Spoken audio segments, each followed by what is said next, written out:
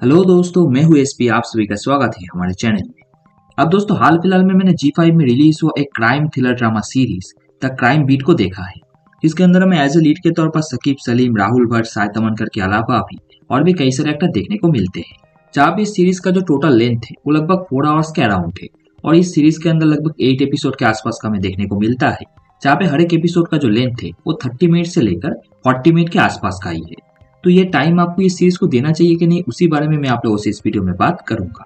चूंकि करने से पहले अगर आप हमारे चैनल पे नए हो तो हमारे चैनल को सब्सक्राइब करके बेल नोटिफिकेशन को ऑल पे जरूर सेट कर देना। जहाँ पे सबसे पहले सीरीज के कहानी के बारे में थोड़ा बहुत अगर मैं आप लोगों से बात करूँ तो कहानी के अंदर हमें अभिषेक सिन्हा को दिखाया जाता है, जो कि एक न्यू जर्नलिस्ट होता है, जो कि बनारस से दिल्ली में आया होता है अपने किस्मत को चमकाने के लिए।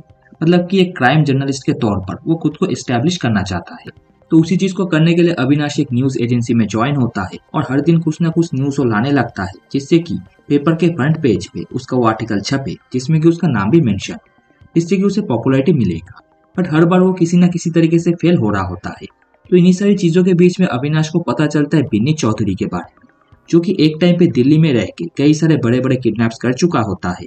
और इन्हीं सारी चीजों के बीच में लगभग 10 से 12 साल पहले उसके द्वारा कुछ ऐसा क्राइम हो चुका था कि वो देश छोड़ के भाग चुका है। और हाल फिलहाल में बिन्नी चौधरी इंडिया वापस आ चुका होता है। तो इंडिया वापस आके क्या करने वाला है, उसका मोटिव क्या है, यही सब कुछ कहीं ना कहीं जो अविनाश का कैरेक्टर है वो पूरे कहानी में ढूंढने लगता है। और यहाँ पे बिन्नी चौधरी इस कैरेक्टर का एक बहुत बड़ा मोटिव होता है इंडिया वापस आने का। तो उस मोटिव को भी वो किस तरीके से पूरा करता है, तो यही सब कुछ हमें इस कहानी के अंदर देखने को मिलता है। जहाँ पे लगभग 4 आवर्स के आसपास का इस सीरीज का जो लेंथ है वो लेंथ इस सीरीज के लिए ठीक ठाक भी है और मेरे हिसाब से नहीं भी।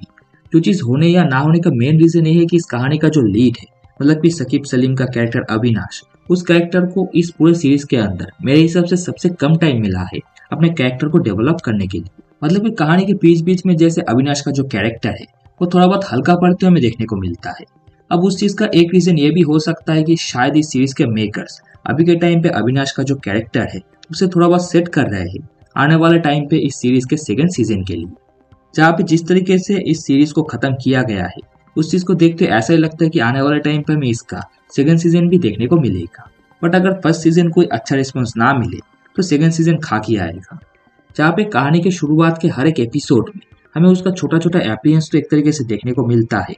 जहाँ पे पूरी सीरीज की कहानी उसके अराउंड घूमता तो है, बट कहीं ना कहीं हर एक कैरेक्टर को इंपॉर्टेंस देने के चक्कर में कहानी के मेन लीड कैरेक्टर का इंपॉर्टेंस थोड़ा सा कम हो जाता है। खास करके इस सीरीज का आधा पोर्शन तो ऐसा ही मेरे को फील हुआ। हाँ, बाकी का जो आधा पोर्शन है उस पोर्शन में कहीं ना कहीं अविनाश का कैरेक्टर थोड़ा सा ग्लो तो होता है, और कहानी के एंड आते आते अविनाश के कैरेक्टर को एक प्रॉपर जस्टिफाइड एंडिंग तो मिलता है। पर अगर पूरे सीरीज के अंदर इस कैरेक्टर को और थोड़ा सा टाइम दिया जाता, इस कैरेक्टर को और थोड़ा सा एक्सप्लोर किया जाता, तो शायद ऑडियंस को ये कैरेक्टर और भी ज्यादा हिट करता। जो चीज करने में ये सीरीज थोड़ा सा तो चूक जाता है। पर इस पूरे सीरीज के अंदर एक चीज मेरे को काफी अच्छा लगा। जहाँ सीरीज के शुरुआत से हमें ये चीज बार बार बताया जा रहा था कि बिन्नी चौधरी का जो कैरेक्टर है, जो कि इस सीरीज के अंदर एक विलेन है, तो वो कैरेक्टर कितना बुरा है। पर सीरीज के एंड आते आते हमें इस बात का रियलाइजेशन भी होता है कि बिन्नी चौधरी के कैरेक्टर को जो लोग खराब कह रहे हैं, क्या वो लोग सही है। जिस चीज को अगर मैं एक एग्जाम्पल के जरिए आप लोगों को बताऊं कि अच्छे और बुरे का डिफरेंस हम कैसे करते हैं, कि एक इंसान अच्छा है तो वो अच्छा काम करता है, एक इंसान बुरा है जो कि बुरा काम करता है।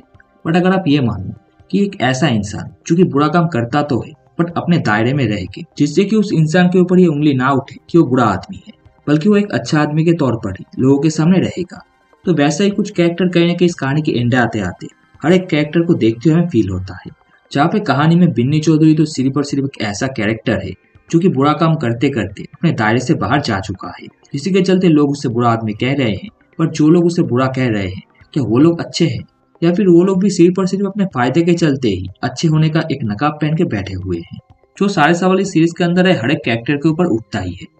जहाँ पे सीरीज के अंदर और भी कई सारी चीजें हमें देखने को मिलता है, जैसे कि पॉलिटिशियन का रंग बदलना, पुलिस डिपार्टमेंट में करप्शन, और जर्नलिज्म में किस तरीके से जूनियर्स को दबा के उनके सीनियर्स उनका क्रेडिट छीन लेते हैं।